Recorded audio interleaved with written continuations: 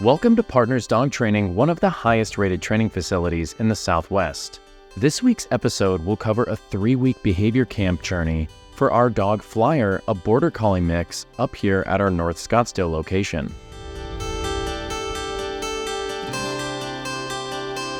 Hello, my name is Chase. I'm one of our senior instructors here at Partners Dog Training for our Shea location. I'm going to be the responsible trainer on this training journey for Mr. Flyer here. Now let's go ahead and dive in to see what his owners need help with. Your name is Naomi? Yeah. And what is your name? Dustin, nice to meet you too.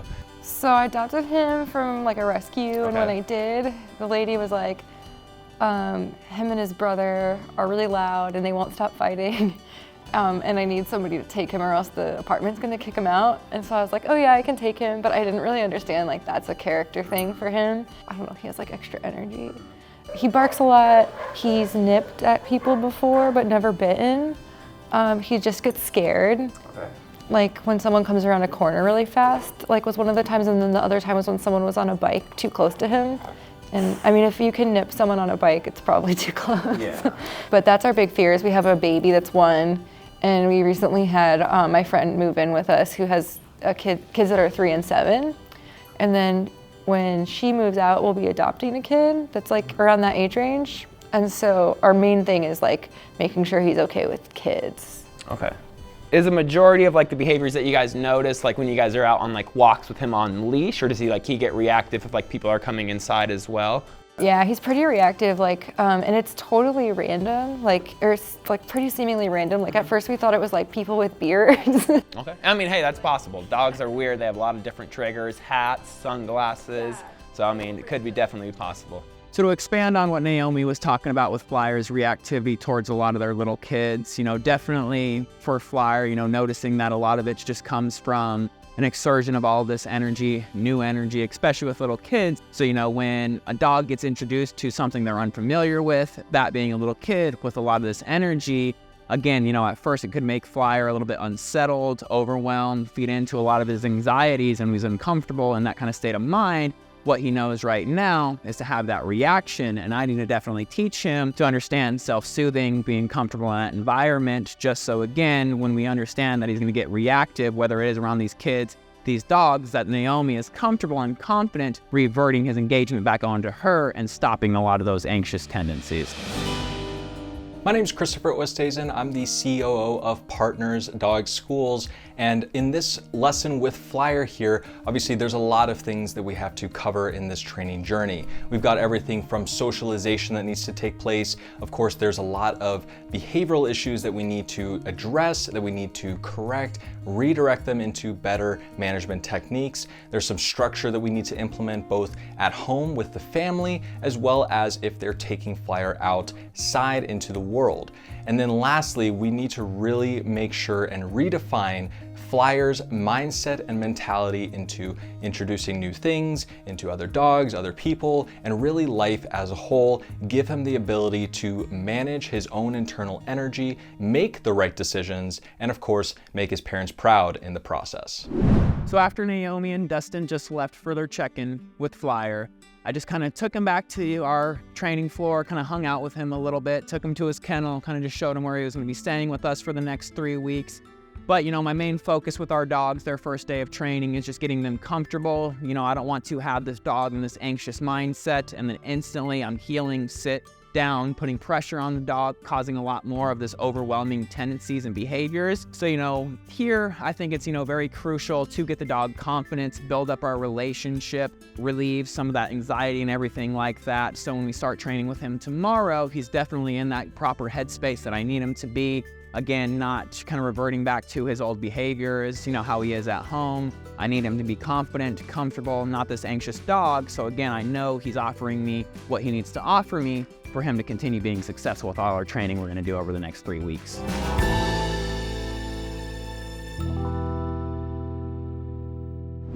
So for my first week with Flyer, my main couple of focus with him was one, just definitely shaping and starting to create that foundational obedience. His healing, sits down, stay, place, recall command, just all of that basic obedience. And then really just starting to work on his socialization, start to address a lot of this reactivity in our daycare yard. So, at first, very, very anxiousness. So it took him kind of a few days to really settle down, get comfortable with me and everything like that. But once I had that relationship, learned all of that obedience rather quickly, was very motivated, happy dog, very, very eager to please. So, I'm very glad with, how he went that first week, did a great job shaping that foundational obedience. Didn't give me too many issues and stuff like that.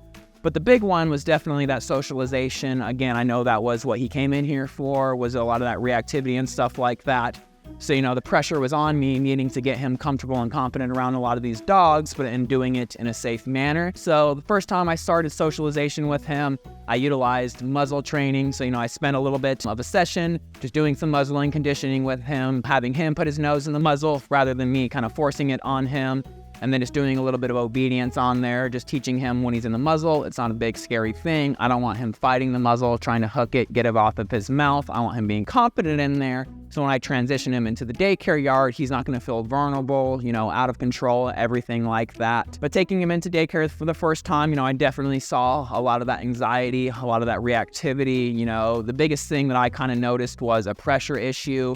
Anytime a new dog transfers in that new energy into that daycare yard, all the other 10 plus dogs are going to flood them. And that was very overwhelming for him at first. Got pretty big reaction out of him the first couple of times, again, just kind of snapping at a lot of the dogs. Luckily, I had him on the muzzle, which again was kind of needed to safely give him a lot more freedom rather than me just having to always have him on leash. I think it's more beneficial putting the dog in on that muzzle, letting him kind of go figure everything out on his own. But very quickly, he got his confidence. I was able to safely take off that muzzle, start utilizing a lot more of our training, working on our out commands, and then within no time, Flyer was running around playing with all the other dogs very successfully. One of the great things about our facility is the ability to work in a number of different environments, whether we need something a bit quieter, or in this case with Flyer, we want to work in a daycare setting with a lot of energy, with dogs that are used to being around other dogs, so they're not going to be unsure, they're not going to be insecure, and that's going to be great for Flyer to both see from other dogs and their interactions,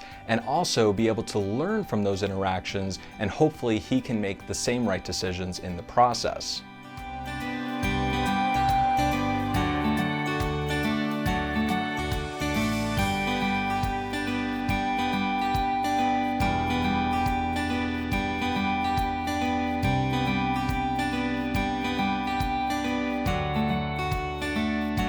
Walking into daycare with Flyer right now. This is his second SOCH session that I have done with him. First session I had him on muzzle for about 2 minutes and then was definitely very confident, seeing that he wasn't going to show any naughty behaviors, he wasn't showing any aggression, any reactivity. So I took him off that muzzle the first time after just a few minutes and he instantly started engaging with all the other dogs. Very playful, very energetic. So right now, walking him in the second SOCH session on the muzzle, just trying to do that to be safe. As you can see, when we walk in, all the dog's engagement is going to go towards him. A lot of that flooding. So just in case he is going to feel a little bit overwhelmed, I just want to make sure we have that muzzle on just to be safe. But now that he's in here, definitely already can tell he's getting a little bit more comfortable. That's when I'm going to have that confidence to take that muzzle off of him. Now, of course, when we first introduce a dog that maybe has some reactivity issues, one of the primary tools that we use in that process is the muzzle. And muzzle training has a technique to it to make sure that it's done effectively. You want to create a positive association with that muzzle so that Flyer sees that as something that can be enjoyable. Even if it's a bit restrictive, it's something that's going to keep him safe. It's going to be able to help him make the right decision. And of course, that's going to be great to changing his mindset towards those new things around him. So now taking Flyer out of daycare after his second SOCH session. Definitely would call it successful, but seeing we definitely still have some stuff that we need to address and work on.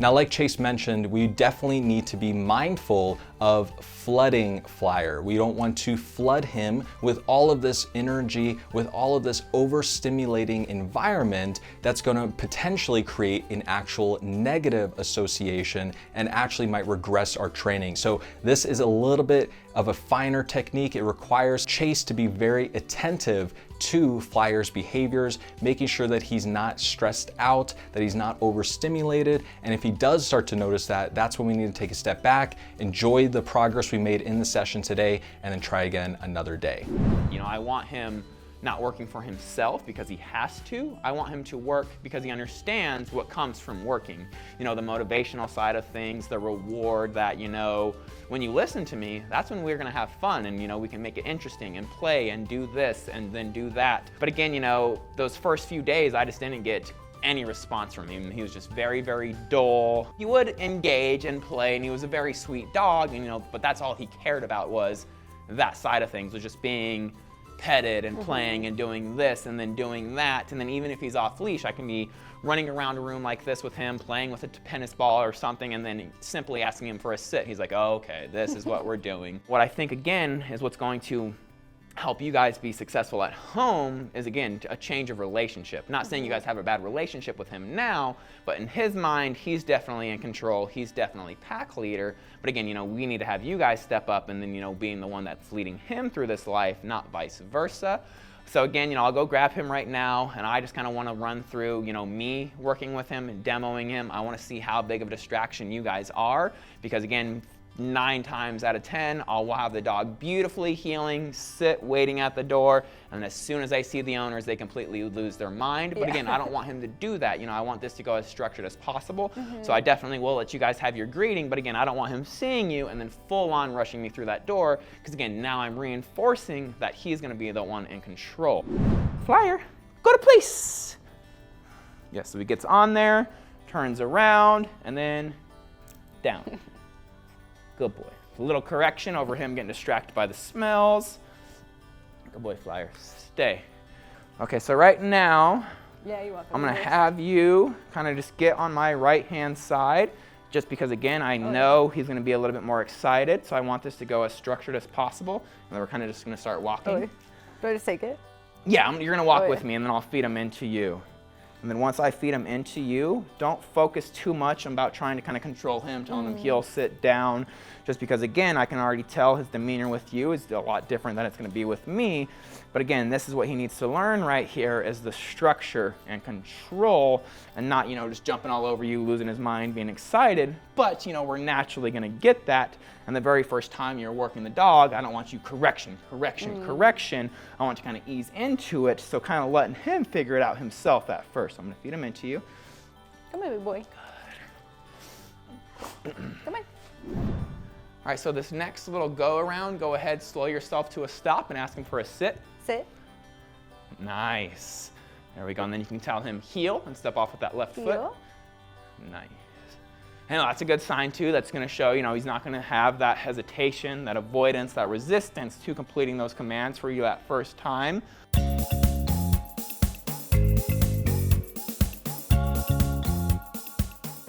Now, just like we have to be mindful of Flyer's behavior in any of these higher energy situations, in any environment that potentially could cause a negative response from Flyer, we have to be mindful as trainers, but we also need to teach Flyer's parents to be mindful and aware of his behavior, of his stress signals, and potentially of any of those responses that might lead into something negative, like growling, like lunging, and like any of those inappropriate behaviors that we've been addressing. Yeah, so right now I have Flyer on place right here.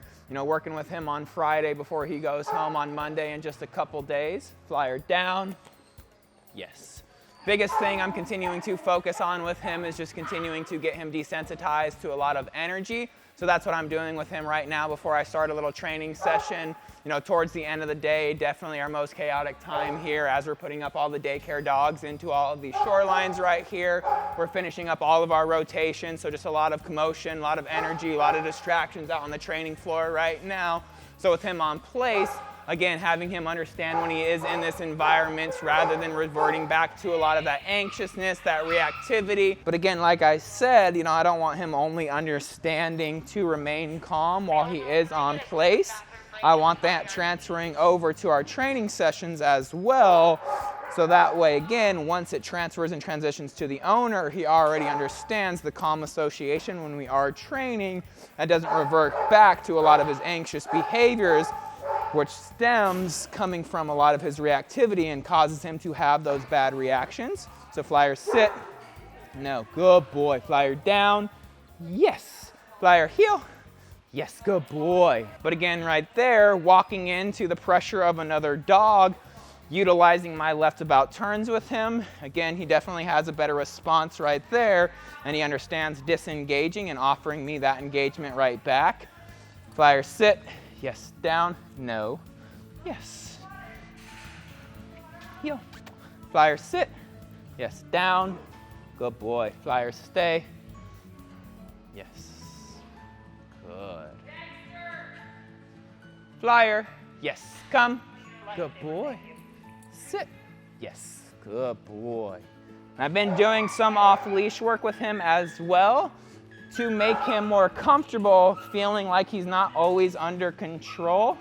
Yes, stay. No, down, stay.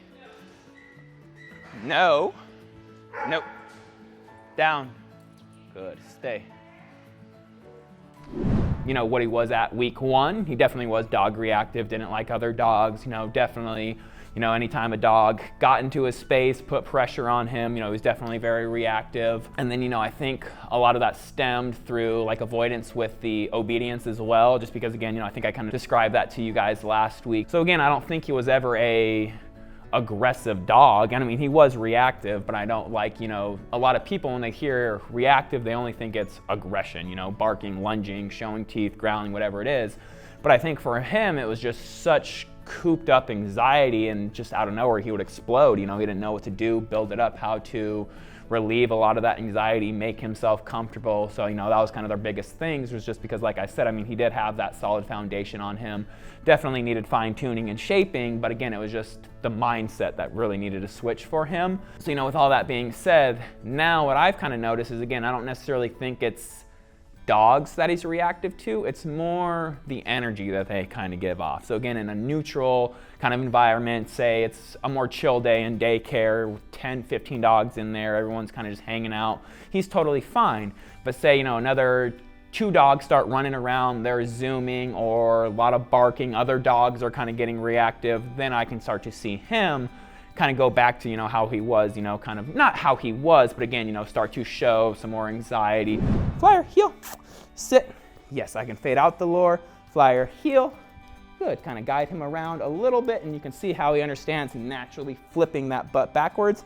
And then once he's in here, Flyer, sit, down. I have him in that correct positioning. If I just go like that, he's thinking about it.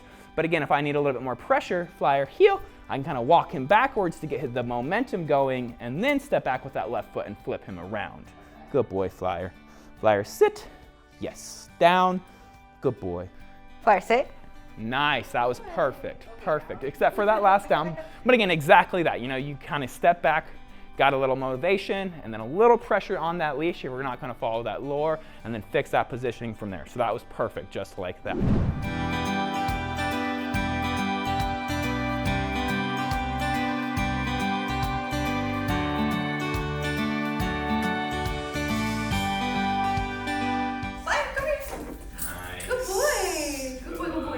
I'm Naomi, this is Dustin, and this is Flyer. Flyer's a mutt. He's a mix of a bunch of different breeds, and we brought him to training because he was pulling on the leash and reacting to other dogs when we were on walks. Chase has been really helpful in terms of helping us understand that we're not gonna bring home a whole new dog. We're gonna help the dog that we know settle down and understand expectations. So the training theory has been really helpful because it kind of shifted our mindset on how to train Flyer. And Flyer seems like he's adapted really well to it. Having improved structure and better training has just made him a calmer dog. He used to pull on the leash like where walking him was miserable, and now walking him is so much better. The hardest part about the transition home is just that there are kids at home. So if they try to ride him like a horse, he still doesn't like that, understandably. But it's been helpful because the kids are involved in the training a little bit. They've enjoyed being like, Flyer sit, Flyer down. And he's starting to learn, okay, people are the ones that I should listen to, even if they're really little, or trying to ride me like a horse. So yeah, going home has been pretty good. He's been keeping up with his training. We're probably a little bit more lax than he was when he was getting like 24/7 training, but we've still kept up with it, and it's not hard to keep up with because he enjoys it, we enjoy it, so it's been a good transition. Yeah, I think it's not like she was saying, it's not like he's a new dog, but I think now, and he's still reactive to other dogs, but I feel like now that I have the philosophy and the training and like doing right about turns and getting his focus on me, I can sort of like mitigate that reactivity. And I have a strategy now, so now it's not like this, just throw your hands up like, oh, well, I guess he's running after this dog. So, now I do the right about turns and we get him into work mode, and it's just like, it's so much easier than before where it's just like, oh, he's just gonna pull me until this other dog stops they start trying to attack each other. So I think too, one thing that Chase said that I feel like that was really helpful is that it's almost that we want to notice like the early signs of the reactivity so we can start addressing them before they're like a full-blown reaction, before they're just fully in that pursuit of another dog. If we notice the early signs and we notice there's another dog, I could start getting him into work mode earlier and his attention on me, so then it's not like pulling him back from a full-on attack or something like that. Now, I'm really happy to see the progress that Flyer has made with his time with us. Chase has done a phenomenal job at addressing those insecurities, at addressing that anxiety, giving Flyer the opportunity to grow his mindset, to be able to introduce new things to him in a positive manner that's going to be very, very valuable for his lifelong success with his family. I'm really happy to see the relationship that's starting to grow. Of course, now it's in his parents' hands to take that relationship, expand on it, nurture it, and really continue to work with Flyer on the behavioral issues that he came in for, making sure he doesn't regress on those, continuing the manners and foundation training at home, holding those structures at home, of course, and coming back to the facility for more training that's included already in their program. Now they just need to use it so that they have the education necessary to maintain all the work that Chase has done with Flyer. For more videos like the one you just watched, visit PartnersDogs.com or subscribe to our YouTube channel. Learning for two, your dog and you, PartnersDogs.com.